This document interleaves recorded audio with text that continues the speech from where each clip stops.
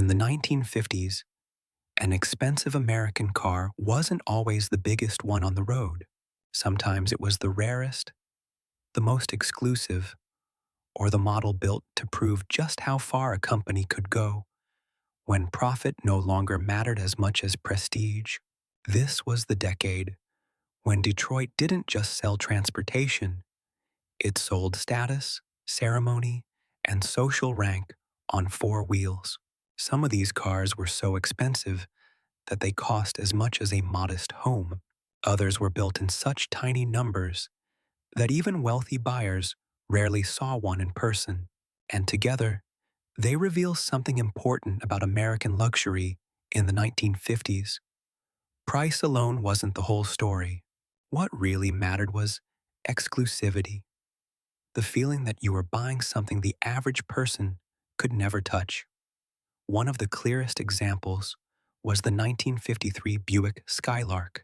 Buick created it to celebrate the brand's 50th anniversary, but the result felt less like a commemorative edition and more like a hand-picked luxury special for buyers who wanted something above an ordinary roadmaster. The Skylark was lower, more refined, and packed with details that gave it a near show car presence. From its wire wheels to its distinctive trim and dramatic proportions. In 1953, it cost roughly $5,000, an enormous amount for a Buick and dangerously close to Cadillac money. Under the hood was Buick's new 322 cubic inch nailhead V8 with around 188 horsepower, delivering the kind of smooth authority expected from a premium American convertible. But what made the Skylark truly special was how few were built. Buick produced only 1,690 examples in 1953, making it exclusive when new and highly collectible today, with top restored cars often reaching $150,000 or more. That same year, Oldsmobile created something even rarer, the 1953 Oldsmobile Fiesta. Most people think of Oldsmobile as a respected upper-middle GM brand, but not necessarily the company's most glamorous division. The Fiesta briefly changed that. It was one of GM's three prestige convertibles for 1953, alongside the Skylark and Cadillac Eldorado, and it carried a level of exclusivity that felt almost out of character for Oldsmobile. It cost about $5,700, which made it more expensive than several standard Cadillacs. A remarkable fact for the time, power came from the famous 303 Rocket V8, producing around 170 horsepower. But the real story was rarity. Only 458 Fiestas were built, all convertibles, making it one of the rarest and most desirable Oldsmobiles of the decade. Today, the best examples can also exceed $150,000, especially when restored correctly. Then there was the 1957 Chrysler 300C, a very different kind of expensive American car. It wasn't trying to impress buyers with delicate exclusivity or formal luxury alone. It was trying to combine prestige with brute force. While many luxury cars of the era focused on chrome, soft interiors, and status, the 300C added something more aggressive, real performance. In 1957, it cost around $4,900, a very serious price. But what buyers were really paying for was the legendary 392 cubic inch Hemi V8, producing up to 375 horsepower. That made the 300C one of the fastest and most powerful American luxury cars of its time, capable of speeds beyond 125 miles per hour. Chrysler built just over 2,400 examples in 1957, including coupes and convertibles. And today, the best ones can easily surpass $150,000. The 300C mattered because it hinted at something that would later define American performance culture: The idea that a luxury car could also be a highway weapon. Buick returned to the list with the 1958 Buick Limited, a car that perfectly captured the excess of late 1950s Detroit. The Limited sat at the top of Buick's lineup and was designed for buyers who wanted the biggest, most imposing Buick money could buy. It was long, wide, drenched in chrome, and impossible to ignore. Depending on body style and options, it could cost more than $5,000, pushing it dangerously close to Cadillac territory. Power came from Buick's 364 cubic inch nailhead V8, producing around 300 horsepower, enough to move its massive body with ease. Buick built only a little over 7,000 Limiteds in 1958, a surprisingly small number for such a major brand. Today, the best restored cars typically trade in the $60,000 to $100,000 range, though the finest examples can go higher. It wasn't rare because Buick wanted it to be rare.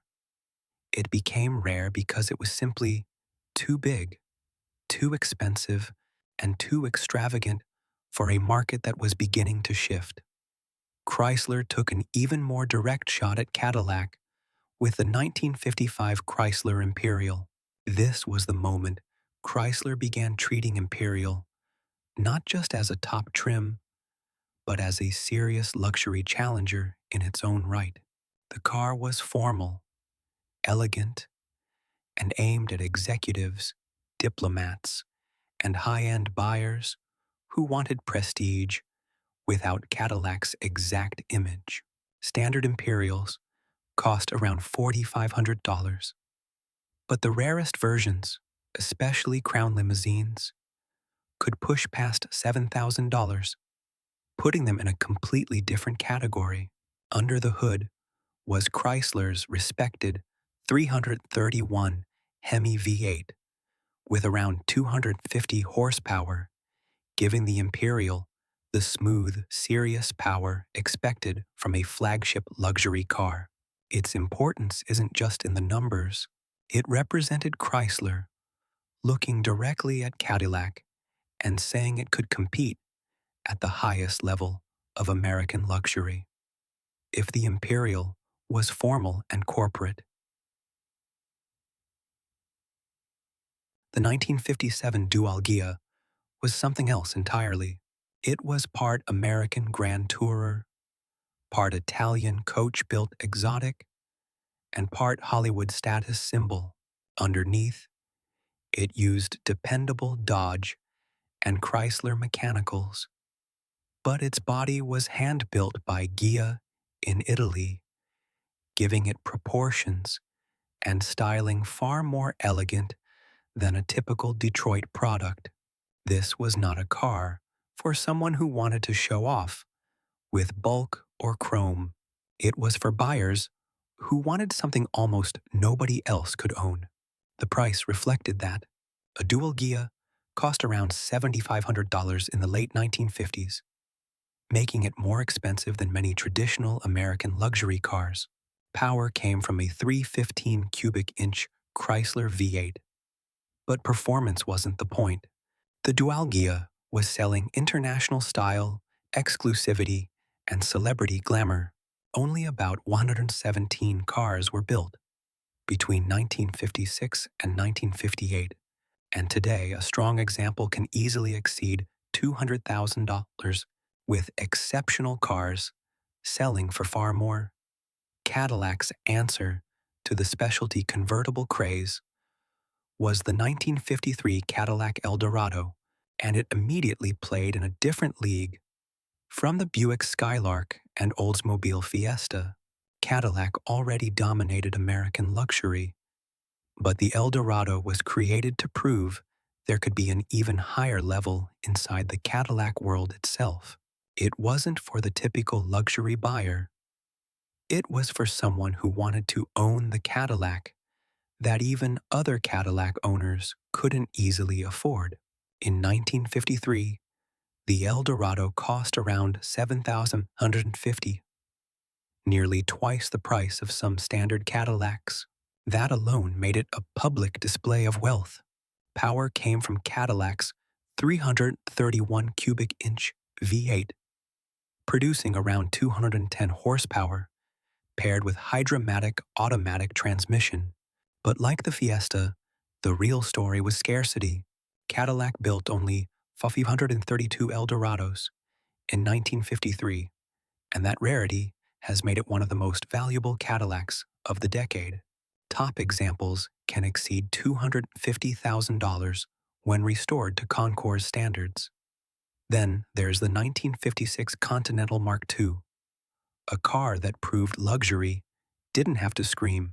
While many American cars of the mid-1950s chased attention with fins, chrome, and flamboyant styling, the Mark II went in the opposite direction. It was clean, restrained, formal, and almost European in its approach to prestige. Ford actually created a separate Continental division to build it, which tells you everything about the ambition behind the project. This wasn't meant to be just a nicer Lincoln.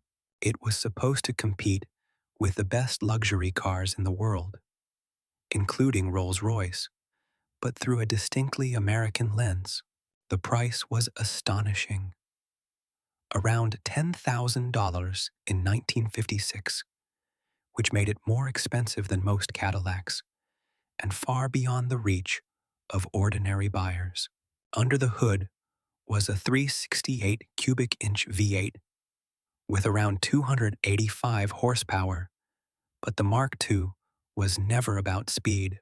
It was about silence, craftsmanship, and confidence. Only a little over 3,000 were built between 1956 and 1957, and today even strong examples can top $100,000, with exceptional cars commanding much more. And then, at the very top of this world of excess, sat the 1957 Cadillac Eldorado Brougham. If the regular Eldorado was Cadillac showing off, the Brougham was Cadillac attempting to build the ultimate American car, period. It wasn't just the most expensive Cadillac of the decade, it was one of the most expensive American cars of the entire 1950s. The sticker price was around $13,000, a staggering amount at the time, and close to the cost of a house in many parts of the country. But Cadillac didn't charge that much just for the badge.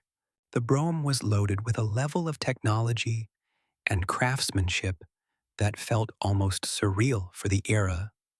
A brushed stainless steel roof, rear-hinged rear doors, air suspension, power seats, air conditioning, memory seat functions, exclusive trim, and even details like stainless steel drinking cups and a perfume dispenser. This wasn't simply transportation. It was a rolling statement of wealth and confidence. Cadillac built only 400 Eldorado Broughams in 1957, and today the finest examples easily exceed $200,000, with Concours quality cars going even higher. And that's what makes these cars so fascinating. They weren't just expensive because they were luxurious. They were expensive because each one represented a different definition of wealth in 1950s America. The Buick Skylark celebrated status through exclusivity. The Oldsmobile Fiesta turned a mainstream brand into something unexpectedly elite. The Chrysler 300C mixed prestige with genuine performance. The Buick Limited embraced size and presence.